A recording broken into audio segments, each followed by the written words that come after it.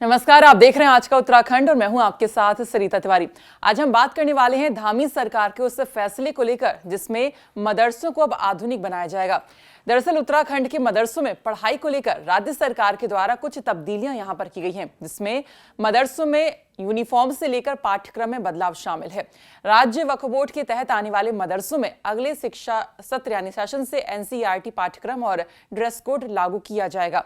उत्तराखंड वक्फ board के अध्यक्ष शादाब शम्स ने कहा है कि राज्य सरकार मदरसों का कायाकल्प करने की कोशिश कर रही है। उत्तराखंड में वक्फ बोर्ड के दायरे में आने वाले सभी 103 मदरसों में अगले सेशन से ड्रेस कोड लागू हो जाएगा और सभी मदरसों में एनसीईआरटी की ही किताबें लागू होंगी। उन्होंने आगे कहा है कि मदरसों को भी आधुनिक स्कूलों की तर्ज पर चलाने की तैयारी है और इसके लिए पहले चरण में 7 मदरसों को आधुनिक बनाया जाएगा, जिसमें 2 देहरादून, 2 उधम सिंह नगर, 2 हरिद्वार और 1 नैनीताल का मदरसा शामिल है। वहीं मदरसों के समय और ड्रेस कोड में भी तब्दीलियां की जा रही हैं। इसको लेकर उत्तराखंड वक्फ बोर्ड के अध्यक्ष शादाब शम्स ने कहा कि हमने भी मदरसों को सामान्य स्कूलों की तरह सुबह 8 बजे से दोपहर 2 बजे तक चलाने की योजना बनाई है और हम इस बदलाव को उत्तराखंड वक्फ बोर्ड में पंजीकृत 103 मदरसों में लागू करेंगे। खास बात यह है कि इन मदरसों में सभी धर्मों के बच्चे शिक्षा ग्रहण कर सकेंगे। अंग्रेजी माध्यम के स्कूल की तरह ही चलाए जाएंगे। मदरसों में स्मार्ट क्लास होंगी ताकि इनसे पढ़कर निकलने वाले जो बच्चे हैं डॉक्टर और इंजीनियर बन सके।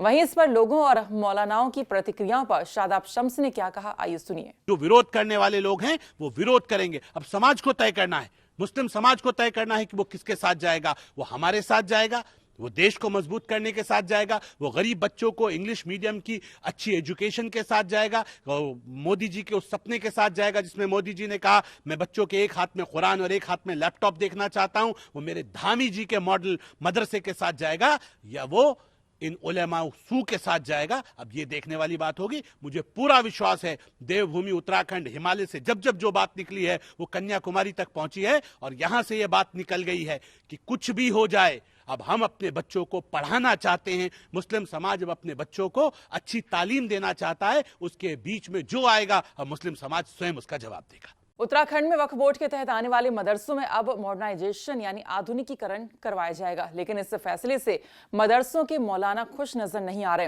हरिद्वार की बात करें तो हरिद्वार के मदरसा संचालकों का यह कहना है कि समय समय पर मदरसों में नवीनीकरण कराया जा रहा है, चाहे वो एनसीईआरटी से जुड़े हों या फिर कुछ और।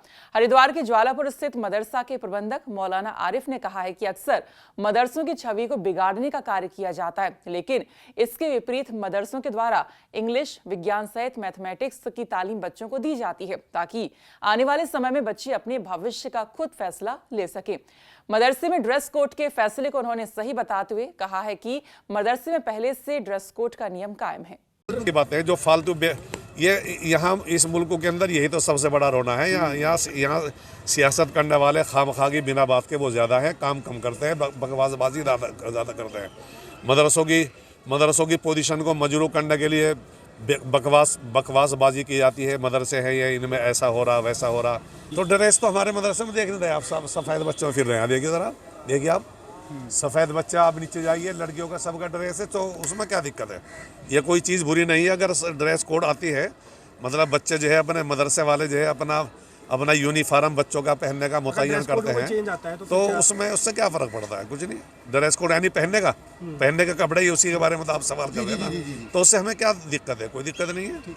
हाँ जो है ला रहे हैं। मैंने आपको अभी बतलाया कि हमारे मदरसे में 1000 से ज़्यादा बच्चे पढ़ रहे हैं, लेकिन कोई बच्चा ऐसा नहीं है जो मजहबी तालीम के साथ साथ जो है वो बच्चा जो इंग्लिश ना पढ़ रहा हो और साइंस ना पढ़ रहा हो और जनाब वो गणित ना पढ़ रहा हो।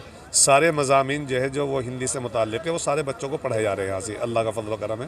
माशाल्लाह, ये आपके मैं उत्तराखंड और आज तक के चैनल से मैं ये बात बता देता हूँ आपको, कदम तो बहुत अच्छा है, सराहनीय है और जी इस पर बहुत बहुत जो है मुबारकबाद है। लेकिन कहीं ना कहीं हमें इसमें ये परेशानी है कि देखिए मदरसे हमारे जो है वो हमारे मजहबी तालीम से वाबस्ता हैं अभी तक, और रही अब असली तालीम के मामला, मौजूदा तालीम के मामला, तो वो कदम तो बहुत अच्छा है, लेकिन उसमें कहीं ना कहीं गवर्नमेंट जब अपना ज़ाती मामला करती है तो हमें कहीं ना कहीं उसमें परेशानियाँ होती हैं। नहीं, हमें ये है कि हमारी शरीयत से कोई ऐसा मामला ना टकराए, इसमें तो कोई खराबी नहीं है, अच्छी बात है। लेकिन जब मजहब इस्लाम से कोई मामला टकराता है, उसमें ज़ाती मामलात को उसमें दाखिल किया जाता है कि भाई ये करना ही है, फिर हमें तकलीफ होती है। वरना तो हम असली तालीम के हम भी कायल हैं, हम भी कहते हैं कि होना ज़रूरी है। दीनी तालीम भी ज़रूरी है मौजूदा दौर के लिहाज से, और असली तालीम भी ज़रूरी है। लेकिन उसमें जब कोई अपना मामला ज़ाती होता है तो हम उसमें फिर परेशानी में पड़ जाते हैं। हमारी ये जो है राय है कि अपना कोई ज़ाती मामला ना किया जाए, असली तालीम के ही लिहाज से उसको लिया जाए तो बेहतर है। जिस तरह से कि ड्रेस कोड और इसमें एनसीईआरटी की बुकों को भी लागू किया जाएगा, और कई ऐसी तकनीकियां हैं जो कि और तालीमों की तरह दी गई हैं। देखिए ड्रेस कोड है, ड्रेस कोड भी जो है वो जो हमारा मज़हबी इस्लाम का जो मामला है, जो हमारी ड्रेस है, उस ड्रेस हो, रंग उसमें कोई भी हो, कोई खराबी नहीं है उसमें। लेकिन जहाँ अब रहा तालीमी मामला, किताबों का मामला है, उसमें किताबें भी वो होनी चाहिए जिसमें असली मालूमात भी हो। देखिए इंजीनियर कोर्स है, ये बड़ी-बड़ी यूनिवर्सिटी हैं, इस तरह से यानी बहरहाल हमारा कहने का मकसद ये है कोई भी ऐसा ना हो जिसमें हमारे धर्म से टकराती हो, ऐसी कोई चीज़ ना हो। ये हमारी राय है। मदरसों के भी जो छात्र हैं पढ़ कर इंजीनियर और आगे कई कई बड़े पोस्टों पे जाएंगे, कैसा लगता है? जी, जी, जाएँगे भी और जा भी रहे हैं। मदरसों से पढ़े हुए एमबीबीएस भी बन रहे हैं और आईपीएस भी बन रहे हैं। ऐसा नहीं है, मदरसों में बड़ी आला तालीम है। इसलिए असली तालीम की बहुत ज़्यादा ज़रूरत है। हम इस पर बड़ी मुबारकबाद पेश करते हैं। लेकिन हमारी बार-बार यही हमारा कहना है कि इसमें कोई ऐसा अपना ज़ाती मामला ना हो जो हमारे मज़हब से टकराए। उसमें हमें फिर तकलीफ होती है, हमारे मज़हब से ना टकराए बस।